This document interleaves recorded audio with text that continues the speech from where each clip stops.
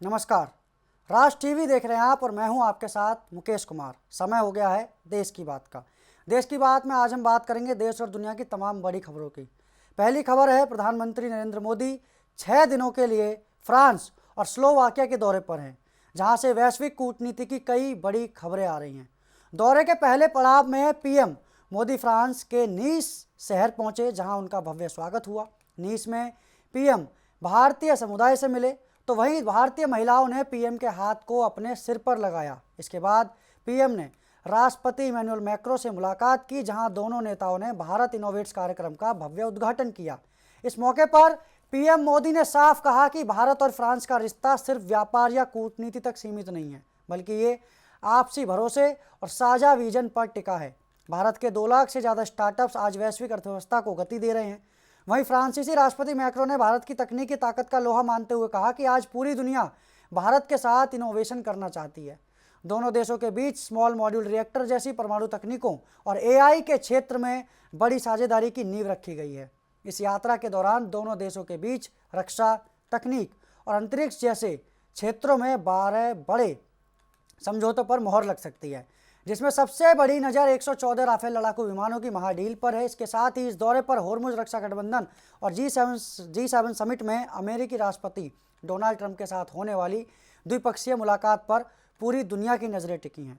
बता दें कि फ्रांस हमेशा से भारत का संकट मोचन रहा है और 1998 में जब पोखरण परमाणु परीक्षण के बाद अमेरिका और ब्रिटेन जैसे देशों ने भारत पर प्रतिबंध लगाए थे, तब फ्रांस ने भारत का साथ नहीं छोड़ा था। आज फ्रांस रूस के बाद भारत का दूसरा सबसे बड़ा हथियार आपूर्ति करता है। नीस के बाद पीएम मोदी स्लोवाकिया के लिए रवाना होंगे। 1993 में स्लोवाकिया के एक स्वतंत्र देश बनने के बाद किसी भी भारतीय प्रधानमंत्री का ये पहला ऐतिहासिक दौरा है। इसके बाद 16 जून को पीएम वापस फ्रांस आकर एवियान में होने वाली G7 समिट में हिस्सा लेंगे। इस समिट के इतर 17 जून को अमेरिकी राष्ट्रपति डोनाल्ड ट्रंप के साथ पीएम मोदी की द्विपक्षीय मुलाकात होगी, जो पूरे 16 महीने बाद होने जा रही है। इस दौरे का एक और सबसे संवेदनशील पहलू है कि होर्मुज रक्षा गठबंधन ईरान संकट के चलते होर्मुज स्ट्रेट में व्यापारिक जहाज़ों की सुरक्षा खतरे में है। ब्रिटेन और फ्रांस की इस पहल में भारत शामिल होने पर बड़ा फैसला ले सकता है, क्योंकि भारत संयुक्त राष्ट्र के नियमों के तहत बहुपक्षीय सुरक्षा व्यवस्था पर पक्षधर रहा है। इस दौरे का आखिरी पड़ाव 18 जून को पेरिस में विवाटेक सम्मेलन के साथ समाप्त होगा।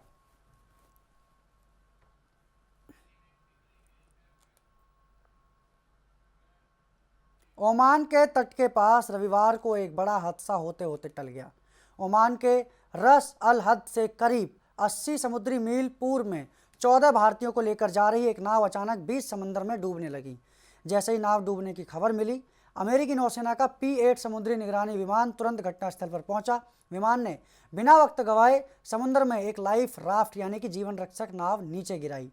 नाव डूबने की स्थिति में आ चुकी थी, इसलिए उसमें सवार सभी 14 भारतीय नागरिक फौरन उस लाइफ राफ्ट पर शिफ्ट हो गए, जिससे एक बड़ा हादसा टल गया। जानकारी के मुताबिक अमेरिकी नौसेना ने समय रहते भारतीय नौसेना और तटीय अधिकारियों को अलर्ट जारी किया, जिससे 14 भारतीयों की जान बचाई जा सकी। इस रेस्क्यू ऑपरेशन में पास से ही गुजर रहे सेंट किट्स एंड नेविस के झंडे वाले एक व्यापारिक जहाज MV जबली अली 9 को भी शामिल किया गया। ये जहाज ओमान के सोहार से मुंबई की तरफ आ रहा था। अमेरिकी विमान के अनुरोध पर इस मर्चेंट शिप का रुख संकटग्रस्त नाव की तरफ मोड़ा गया, ताकि भारतीयों को तुरंत सुरक्षित मदद दी जा सके। यह हादसा ओमान के पूर्वी तट के पास हुआ है, जो रणनीतिक रूप से बेहद महत्वपूर्ण होर्मुज स्ट्रेट के बेहद करीब है। पिछले कुछ महीनों में अगर देखें तो अमेरिका, ईरान तनाव और पश्चिमी एशिया के हालातों के चलते यह इलाका बेहद ज़्यादा संवेदनशील बना हुआ है। इस तनाव की वजह से इस रूट पर व्यावसायिक जहाज़ों की आवाजाही पर भी असर पड़ा है। फिलहाल नाव डूबने के सटीक कारणों का पता नहीं चल पाया है। एजेंसियां लगातार निगरानी बनाए हुए हैं।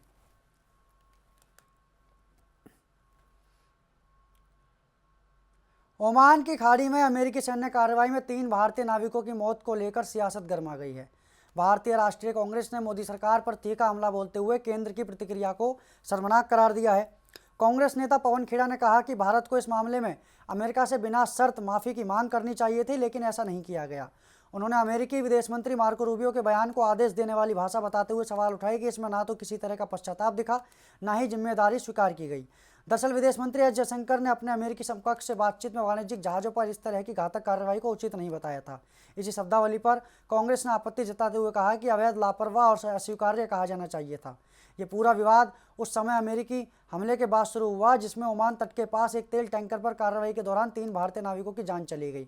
अब इस मुद्दे पर केंद्र सरकार की कूटनीतिक भाषा और विपक्ष के आक्रामक रुख के बीच सियासी टकराव तेज हो गया है और सवाल उठ रहे हैं कि क्या भारत इस मामले में और ज़्यादा सख्त रुख अपनाएगा या नहीं।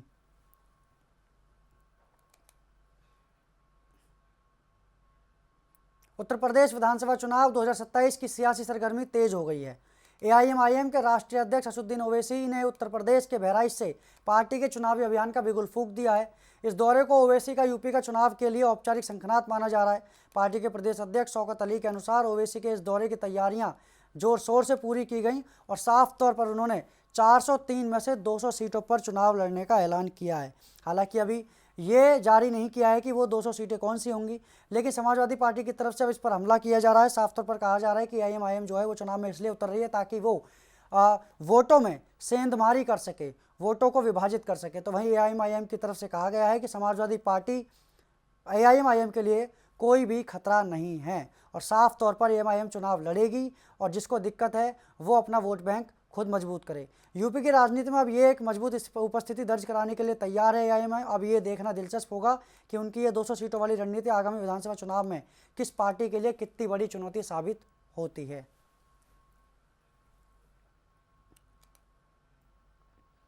गोवा के बेरोजगार युवाओं के सपनों को नई उड़ान देने के लिए राजधानी पणजी का doctor Shyama Prasad Mukherjee indoor stadium एक बार फिर गवाह बना। साल 2022 में मुख्यमंत्री डॉक्टर प्रमोद सावंत और श्रम मंत्री बाबूस मोन्सरात के नेतृत्व में जिस मेगा जॉब फेयर की शुरुआत हुई थी, आज उसका एक और बड़ा और सफल रूप देखने को मिला। रोजगार की उम्मीद आंखों में सजाए आज राज्य के कोने कोने से 10,000 से ज़्यादा युवा इस स्टेडियम में पहुंचे। इस फेयर की सबसे बड़ी खासियत ये रही कि यहाँ युवाओं को अपनी योग्यता दिखाने का मौका मिला और कई काबिल उम्मीदवारों को तो हाथों हाथ जॉब ऑफर लेटर भी सौंप दिए गए। इस बार का आयोजन इसलिए भी खास रहा क्योंकि यहाँ सिर्फ गिने चुने सेक्टर्स नहीं बल्कि युवाओं के लिए विकल्पों की भरमार थी।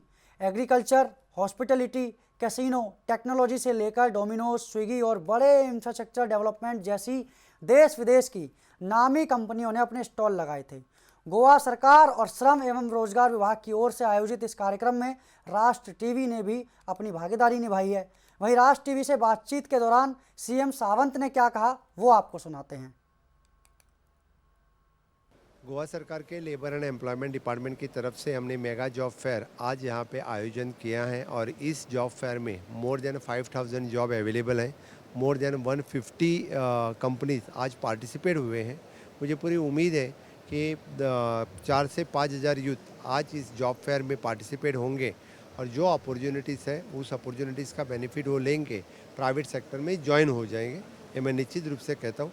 सरकार की हर वक्त कोशिश रहती है कि एम्प्लॉयमेंट अपॉर्चुनिटीज़ क्रिएट करने के लिए। जी हाँ, हमने मिनिमम वेजेस रिवाइज करने का भी काम अभी हमारी सरकार कर रही है और दूसरी ऑन द एक्सपीरियंस बेसिस उनको परमानेंट करना, वेजेस बढ़ा के देना, इसके लिए भी सरकार वर्किंग कर रहे हैं। तो फिर उसका सैलरीज का इशू रिजॉल्व हो जाएगा। जी हाँ, डेफिनेटली। तो ये कोई नई बात नहीं है। पूरे देश भर में सभी राज्य में स्टाफ सिलेक्शन ही है और स्टाफ सिलेक्शन के थ्रू ही जॉब अपॉर्चुनिटीज़ मिलती हैं।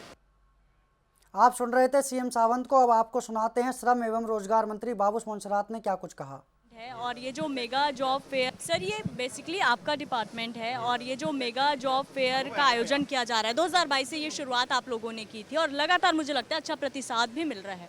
लेकिन बहुत सारी चीज़ों को लेकर विपक्ष की अगर हम बात करें, कहते हैं कि रोजगार ही नहीं है, तो ऐसे समय में प्राइवेट जॉब के लिए रोजगार मुहैया करवा पाना और इस तरह के आयोजन कितने ज़्यादा सफल लगते हैं? That is the reason we have been organizing this so that private industries participate in the jobs fair, and plus our youth whoever are looking at for employment come here and they get the opportunity basically to seek as per their qualification jobs. So this is the part as far as the government is concerned. We are doing our bit to see that employment is very see, we cannot say that 100% employment will be finished, because it is as students pass out, the number basically grows. So this way we are trying our level best basically to see that employment, that our youth gets employment. One more last question sir, mostly जो youth हैं वो चाहते हैं कि पढ़ लिख कर अच्छे से गवर्नमेंट जॉब में जाएं, लेकिन ये है जो पूरे प्राइवेट सेक्टर के लिए ऑर्गेनाइज किया जा रहा है।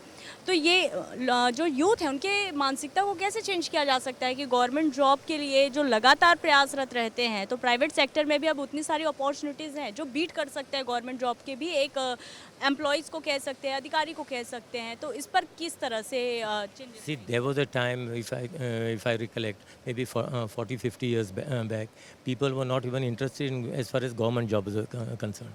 There were three big companies like MRF was there, CBA was there, and Zuari Agrochemical. So all basically, most of the people was trying to seek jobs in these private companies. I don't know. All of a sudden now the new trend has started.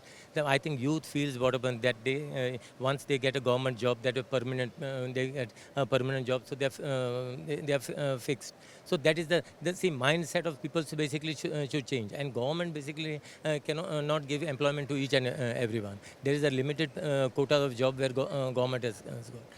And now, as far as even government jobs is concerned, through the staff, our Honorable Chief Minister has started this staff selection commission. So it is basically the candidates who are really capable are the people who gets the opportunity. Otherwise, first it was always on a bias basis. अब आपको इस job fair में जिन लोगों ने अपने stall लगाए थे और जो भागीदारी निभाई है उनकी प्रतिक्रिया आपको सुनाते हैं। ये स्टॉल इसलिए लगाया है कि गोवा में नॉर्मली आप देखेंगे तो सब लोग बोलते हैं कि एम्प्लॉयमेंट इशू है, ये मतलब प्रॉब्लम्स है। तो जॉब फिर इसलिए है कि गोवा के हर कॉर्नर और हर विलेज पे पहुंचे ये बात को, और जॉब हायरिंग हो ऑन टाइम। ओके, सो सबको अपॉर्चुनिटी मिले। थोड़े लोग हैं तो ग्रेजुएशन वगैरह कंप्लीट करते हैं मगर उनको अपॉर्चुनिटी नहीं मिलता है, तो यहाँ पे एक ऐसा एक पॉइंट बना लिया कि सब लोग आके यहाँ पे अपना करियर ट्राई करें, you know, like they can try for multiple companies also. So group proudly basically हमारे मतलब we are into construction, two wheeler Honda, then we are into luxury villas and everything. So मतलब हमारे current मतलब youth जो who are unemployed के उनके लिए उनके लिए मतलब उनका करियर एडवांस करने के लिए, सो उनका टैलेंट हम मतलब सामने लाने के लिए एंड यूज़ करने के लिए टू द फुलेस्ट पोटेंशियल हम हमारे मतलब यूथ्स को मतलब एंकरेज कर रहे हैं, and it is going to help us as well as the young talents and experienced talent also.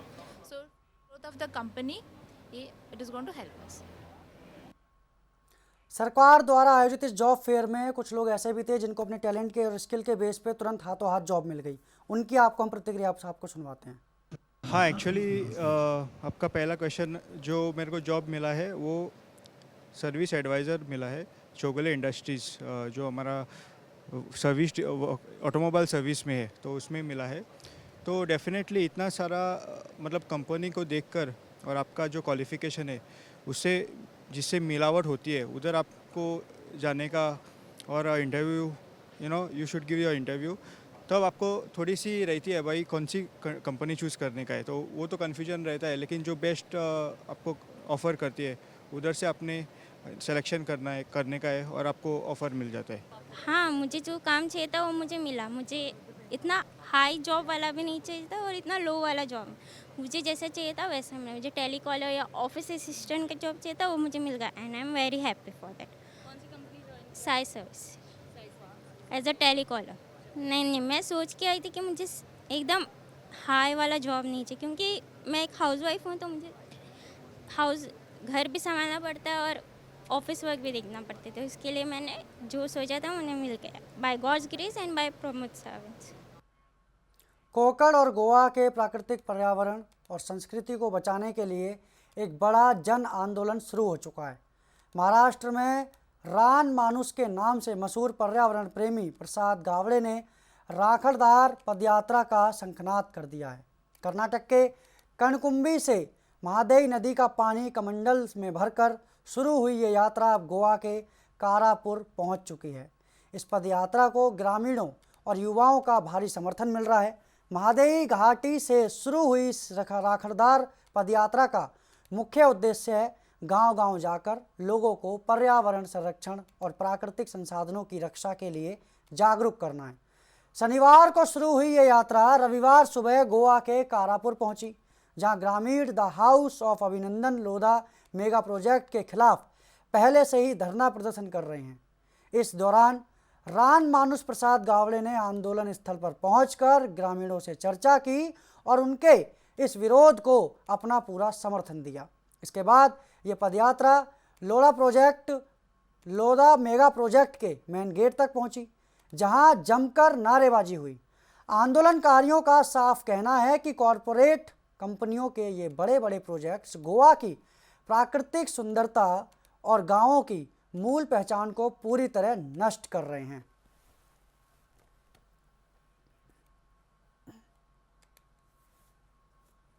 हमने जो मुहिम चालू की है राखंडार पद यात्रा, एक ऐसी यात्रा जो लोगों में एक प्रेरणा जगा सकती है। उनके जल जंगल ज़मीन जो उनका अस्तित्व है, जो एग्जिस्टेंस है, उसके लिए जो कुछ भी लोग आज, जैसे कि हम कारापुर में हैं, यहाँ के लोग फाइट कर रहे हैं टू सेव देयर लैंड।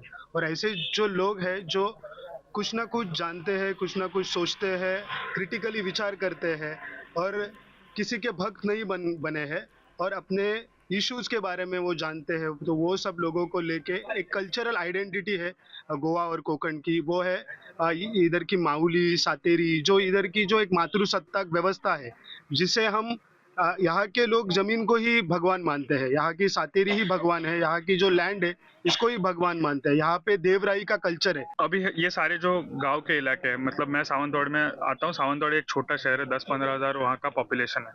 तो मैं बचपन में वहीं पे बड़ा हुआ और गांव में हम सबको यही बताया जाता है बचपन से कि आप शहरों में जाइए, आपका फ्यूचर वहीं पे है, ठीक है। लेकिन आज हम भारत के सारे शहरों के हालात देखें तो एक भी शहर रहने के लायक बचा नहीं। दिल्ली में अभी इतना एयर पोल्यूशन है कि हर जो नया बच्चा पैदा हो रहा है वो ब्रोंकाइटिस, मतलब उसको लंग्स का डिसीज पैदा होते ही है उन सबको। प्रेगनेंसीज, मतलब एयर पोल्यूशन जैसी चीज है, प्रेगनेंसीज पे असर हो रहा है, बच्चे कम पैदा हो रहे हैं।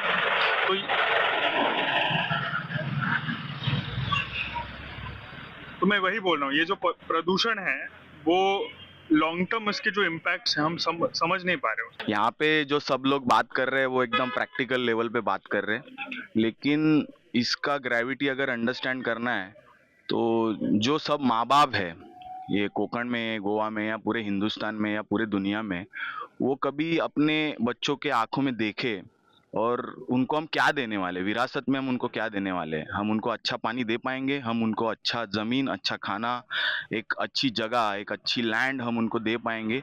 ये बारे में अपने बच्चे को देख के हमेशा सोचना, क्योंकि इधर से ही शायद वो फोर्स तैयार हो सकेगी। बहुत बार ऐसा हो जाता है कि लोग समझ नहीं पाते एनवायरनमेंट को, झरनों को या नेचर को, वो चीज़ों को समझ नहीं पाते क्योंकि उनके ज़िंदगी में वो सीधे सीधे आती नहीं है। बहुत बार सीधे सीधे आती नहीं है, वो आने के लिए टाइम लगता है। गांव के किसी भी फैमिली में नेचर अभी बहुत ऐसे पहले कैसे ज़िंदगी में वो था, हमारे साथ में था। अभी गांव भी अर्बन स्ट्रक्चर एक्वायर कर रहे, उस तरीके से ग्रैब कर रहे, तो बहुत बार ऐसा हो जाता है कि वो समझ नहीं पाते।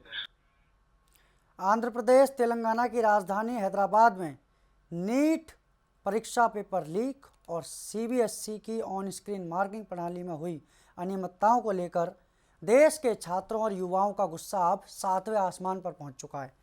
केंद्रीय शिक्षा मंत्री धर्मेंद्र प्रधान के इस्तीफे की मांग को लेकर हैदराबाद के प्रसिद्ध धरना चौक पर कॉकरोच जनता पार्टी और कई अन्य संगठनों ने एक बहुत बड़ा और उग्र विरोध प्रदर्शन किया है।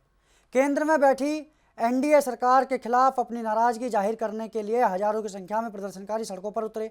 पूरा इलाका हमें न्याय चाहिए और धर्मेंद्र प्रधान इस्तीफा दें जैसे नारों से गूंज उठा। इस आंदोलन को धार देने के लिए मशहूर पर्यावरणविद और कार्यकर्ता सोनम वांगचुक भी सीजेपी को अपना सपोर्ट दे रहे हैं। सुरक्षा व्यवस्था को देखते हुए मौके पर भारी पुलिस बल तैनात किए गए। आपको बता दें कि कॉकरोच जनता पार्टी के संस्थापक और अध्यक्ष अभिजीत दीपके ने सरकार को शनिवार 13 जून 2026 तक का अल्टीमेटम दिया था। उन्होंने साफ कहा था कि अगर शनिवार तक शिक्षा मंत्री इस्तीफा नहीं देते हैं तो इस आंदोलन को पूरे देश में फैलाया जाएगा। और रविवार को हैदराबाद की तस्वीरें इस बात का सबूत है कि आंदोलन अब थमने वाला नहीं है। अभिजीत दीपके ने चेतावनी दी है कि अगर राज्यों में विरोध प्रदर्शन के बाद भी धर्मेंद्र प्रधान इस्तीफा नहीं देते हैं तो देश के कोने कोने से 1 करोड़ से अधिक छात्र देश की राजधानी नई दिल्ली में इकट्ठा होंगे और एक बहुत बड़ा शांतिपूर्ण आंदोलन करेंगे। इससे पहले महाराष्ट्र के छत्रपति संभाजी नगर में हुई एक प्रेस कॉन्फ्रेंस में भी अभिजीत दिपके ने प्रधानमंत्री पर तीखा निशाना साधा था। उन्होंने एक बड़ा सवाल उठाते हुए कहा था कि अगर प्रधानमंत्री रूस और यूक्रेन का युद्ध रुकवा सकते हैं तो देश में पेपर लीक क्यों नहीं रोक सकते। अब देखना ये होगा कि हैदराबाद से उठी इस्तीफे की ये मांग दिल्ली के गलियारों में क्या रंग ला पाएगी या नहीं।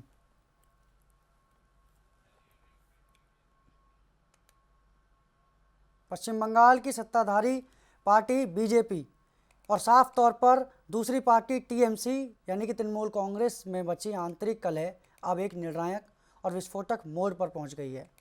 पार्टी प्रमुख ममता बनर्जी ने बगावती तेवर अपनाते हुए और इन पर अपनाने वाले नेताओं को साफ तौर पर एक तरीके से सर्जिकल स्ट्राइक का शिकार बना दिया है। इसी कड़ी में सयानी घोष को टीएमसी युवा कांग्रेस के अध्यक्ष पद से हटा दिया गया है, जिनकी जगह अब अर्नब बनर्जी को कमान सौंपी गई है। सयानी घोष का नाम उन बागी सांसदों की लिस्ट में चर्चा में है जो सोमवार को लोकसभा अध्यक्ष से मुलाकात कर अलग गुट बनाने की तैयारी में है। पार्टी के भीतर मचे इस घमासान के बीच दिग्गज नेता कुणाल घोष को उत्तरी कोलकाता संगठनात्मक जिले का अध्यक्ष नियुक्त किया गया है, जहां उन्होंने सांसद सुदीप बंदोपाध्याय की जगह ली है। सुदीप बंदोपाध्याय और माला रॉय जैसे कद्दावर नेताओं को वर्किंग कमेटी से बाहर का रास्ता दिखा दिया गया है, क्योंकि उन पर पार्टी विरोधी गतिविधियों के आरोप लगे हैं। वहीं सुखेंदु शेखर रॉय और सुष्मिता देव के इस्तीफे ने टीएमसी की मुश्किलों को बढ़ा दिया है। इंडिया गठबंधन की बैठकों के बीच टीएमसी का यह आंतरिक बिखराव ममता बनर्जी के नेतृत्व के लिए अब तक की सबसे बड़ी चुनौती बन गया है। अब सबकी नज़रें सोमवार को होने वाली बागी सांसदों की हलचल पर टिकी हैं कि उसका क्या निष्कर्ष निकल कर आता है। बिहार के पटना और कोचिंग जगत से इस वक्त की एक बेहद सनसनीखेज और बड़ी खबर आ रही है। सोशल मीडिया स्टार और मशहूर शिक्षक फैजल खान यानी कि खान सर, जिन्हें दुनिया खान सर के नाम से भी जानती है, उनकी कोचिंग में हुई तोड़फोड़ के मुख्य आरोपी प्रिंस यादव की नेपाल में संदिग्ध परिस्थितियों में मौत हो गई है। मृतक प्रिंस यादव पटना के ही एक और प्रसिद्ध ज्ञान बिंदु कोचिंग सेंटर के डायरेक्टर रोशन आनंद का सगा भाई था। जानकारी के मुताबिक खान सर के कोचिंग संस्थान पर हुए हमले और तोड़फोड़ के मामले में पटना पुलिस ने एफआईआर दर्ज की थी, जिसमें प्रिंस यादव को नामजद आरोपी बनाया गया था। पुलिस की गिरफ्तारी और कानूनी कार्रवाई के डर से प्रिंस यादव एफआईआर दर्ज होने के तुरंत बाद सीमा पार कर नेपाल भाग गया था, लेकिन अब नेपाल के एक होटल के कमरे से उसका शव मिलने के बाद दोनों देशों की पुलिस महकमे में हड़कंप मच गया है। घटना की संवेदनशीलता को देखते हुए स्थानीय पुलिस ने मामले को पूरी तरह अपने हाथों में ले लिया है। नेपाल पुलिस को होटल के कमरे में प्रिंस का शव बेहद संदेहास्पद हालात में मिला, जिसके बाद फोरेंसिक और स्थानीय जांच टीमों को मौके पर बुलाया गया। पुलिस सूत्रों के अनुसार प्रिंस यादव अकेले नेपाल नहीं गया था। घटना के वक्त उसके साथ होटल में मौजूद और नेपाल गए अन्य संदिग्ध लोगों को हिरासत में लेकर पुलिस लगातार पूछताछ कर रही है। फिलहाल प्रिंस यादव की मौत के असली कारणों का स्पष्ट खुलासा नहीं हो पाया है। पुलिस को पोस्टमार्टम रिपोर्ट और मेडिकल जांच का इंतजार है, जिसके बाद ही मौत की असली वजह सामने आ पाएगी। इस घटना के बाद पटना के कोचिंग हब में तनाव और चर्चाओं का बाजार गर्म हो गया है। खान सर की कोचिंग में हुई तोड़फोड़ और अब विरोधी कोचिंग संचालक के भाई की इस तरह संदिग्ध मौत ने इस पूरे मामले को बेहद पेचीदा और संवेदनशील बना दिया है। बिहार और पटना पुलिस लगातार नेपाल पुलिस के संपर्क में बनी हुई है ताकि घटना से जुड़े हर पहलू को खंगाला जा सके। इस मौत के पीछे कोई बड़ी साजिश है या फिर कुछ और, ये तो जांच के बाद ही साफ होगा, लेकिन इस घटना ने खान सर और पटना के कोचिंग संचालकों के विवाद को एक बार फिर सुर्खियों में लाकर खड़ा कर दिया है।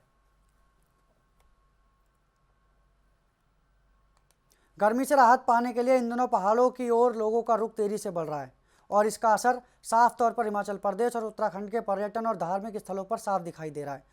कुल्लू मनाली, शिमला, धर्मशाला और डलहौजी जैसे हिल स्टेशनों से लेकर बद्रीनाथ धाम तक इन दिनों पर्यटकों और श्रद्धालुओं की भारी भीड़ उमड़ रही है और एक तरफ होटल और पर्यटन कारोबार में ज़बरदस्त उछाल देखने को मिल रहा है, तो दूसरी ओर ट्रैफिक जाम और व्यवस्थाओं पर दबाव प्रशासन के लिए बड़ी चुनौती बन गया है। कुल्लू मनाली हाईवे पर लंबा जाम, धर्मशाला में बढ़ती भीड़ और मनाली में रिकॉर्ड पर्यटकों की आमद ने हालात को और जटिल बना दिया है। वहीं शिमला में भी लाखों वाहनों की एंट्री दर्ज की जा रही है। हालांकि डलहौजी जैसे कुछ इलाकों में वन वे ट्रैफिक व्यवस्था से राहत मिली है, लेकिन कुल मिलाकर अगर बात की जाए तो बढ़ती भीड़ ने स्थानीय लोगों और पर्यटकों दोनों की परेशानी बढ़ा दी है। उधर आस्था के केंद्र बद्रीनाथ धाम में भी इस बार रिकॉर्ड संख्या में श्रद्धालु पहुंच रहे हैं, जिससे धार्मिक पर्यटन को भी नई गति मिली है। अब सवाल यह है कि क्या प्रशासन इस बढ़ती भीड़ और ट्रैफिक दबाव को लेकर बेहतर तरीके से संभाल पाएगा या फिर पर्यटकों को इसी तरह जाम और अव्यवस्था का सामना करना पड़ेगा। आज के लिए देश की बात में इतना ही। मुझे दीजिए इजाज़त। नमस्कार।